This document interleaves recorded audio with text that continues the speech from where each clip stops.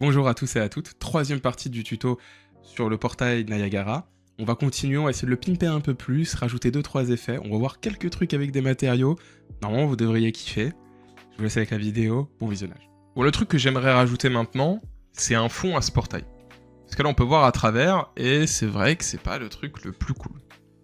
Pour ajouter un fond, je vais venir créer un matériel qu'on va venir mettre entre guillemets sur un cube derrière notre portail. Vous pouvez vous rendre dans le dossier portail, je vais faire clic droit et je vais créer un matériel. Et je vais l'appeler tout simplement m_portal background. On peut l'ouvrir et là par défaut, sur notre fenêtre de portail, je vais, vous voyez, dans matériel domaine, il est en surface, juste en dessous, le blend mode, il est en opaque. Je vais venir le mettre en translucente par défaut et le shading model, je vais le mettre en unlit. Alors là, on n'a plus que 3 pins disponibles, Emissive, Opacité, World, Position, Offset. Bon, les deux qui m'intéressent, c'est Emissive, Color et Opacity. On va venir faire clic droit et on va appeler un node Particle Color. Particle Color va me permettre de changer la couleur du fond, au cas où on ne veut pas que ce soit noir. Cette couleur, je vais venir la multiplier. Donc vous pouvez maintenir M et faire clic gauche pour avoir le multiply. Je vais connecter le RGB de mon Particle Color au A, et je vais relier la sortie à l'Emissive Color. Parfait. Le B, ce sera autre chose. On va venir faire ça juste après. Je vais appuyer sur M et je vais faire clic gauche encore une fois, et je vais connecter l'alpha au A de mon multiply, le second. Et avant de le connecter à l'opacité, je vais faire clic droit et je vais ajouter un node qui s'appelle le def fade. Vous allez comprendre à quoi ça sert. Je vais relier l'opacité avec le retour, je vais le laisser à 100, et là je vais relier à l'opacité. Et en fait ce qui va se passer, c'est que ça va nous créer un contour, dès que j'aurai rempli les deux baies ici, ça va nous créer un contour autour de notre cube, pour faire en sorte qu'on ait ce rond plutôt qu'un carré, parce que notre portail est rond. Alors vous allez faire clic droit et on va appeler la fonction radial, gradient, exponential, pardon. Et du coup, le retour, vous allez pouvoir le mettre en B du multiply sur le premier et en B du second. Et là déjà, vous pouvez voir que nous sommes en vue cube, hein, mais nous avons un rond, plutôt qu'un carré. Et là, si on veut, on va créer un matériel instance de ce matériel, comme ça il sera un peu paramétrable. Donc vous allez créer deux scalars paraméteurs, donc vous maintenez S et clic gauche, et le premier je vais l'appeler radius. Vous maintenez S et clic gauche et vous appelez density. Et vous allez pouvoir relier radius à radius, density à density. On met des valeurs par défaut au lieu que ce soit 0 et 0. Donc là je vais le mettre par exemple à 0,5 et je vais le mettre à 2. On peut appliquer et nous avons notre super matériel. Vous allez pouvoir retourner à Portal Background, faire clic droit et créer un matériel instance de celui-là. Et c'est ça que nous allons pouvoir utiliser. Vous pouvez ouvrir le matériel instance. Là maintenant, vous avez la densité et le radius que vous pouvez changer si vous voulez voir entre guillemets ce qu'on a fait. C'est vraiment juste pour modifier les paramètres. Moi, je vous recommande de garder ce qu'on a fait par défaut. Ça fonctionnait plutôt bien. Bon, pourquoi on a fait tout ça? On va retourner sur notre portail une énième fois. Et en dessous, on va rajouter un nouvel émetteur. Encore une fois, un Simple Sprite Burst.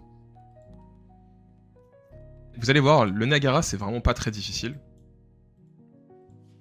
Alors là, ce qu'on a envie, on va le laisser encore une fois en infini, parce que pour l'instant, on fait un portail qui est plus ou moins infini.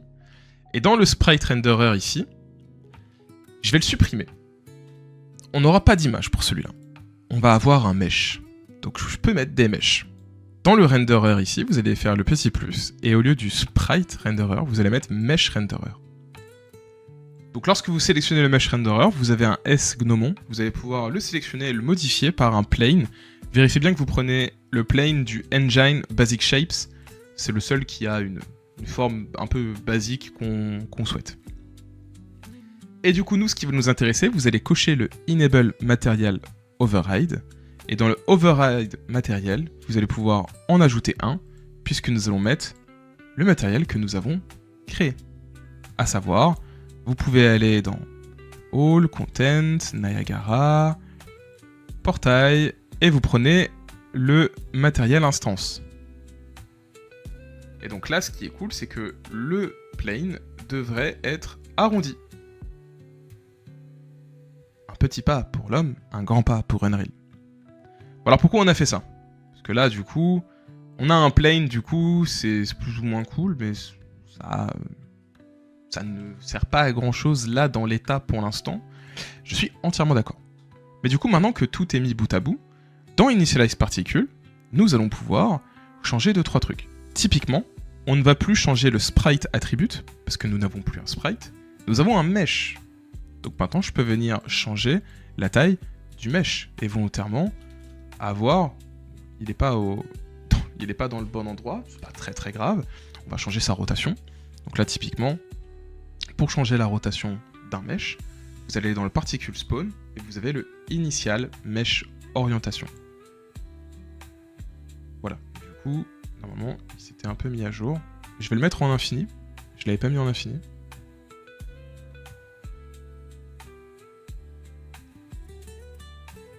Et là, du coup, on peut voir qu'on a son mesh qui s'est mis en random. Je vais le mettre en none.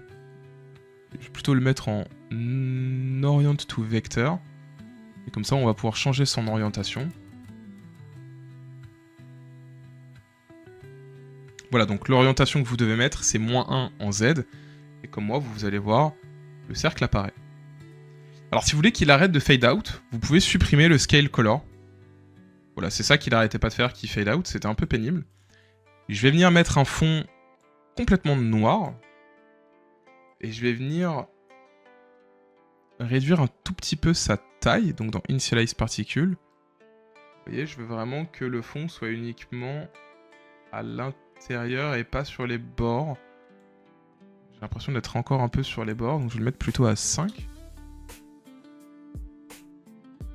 Ça m'a l'air pas trop mal.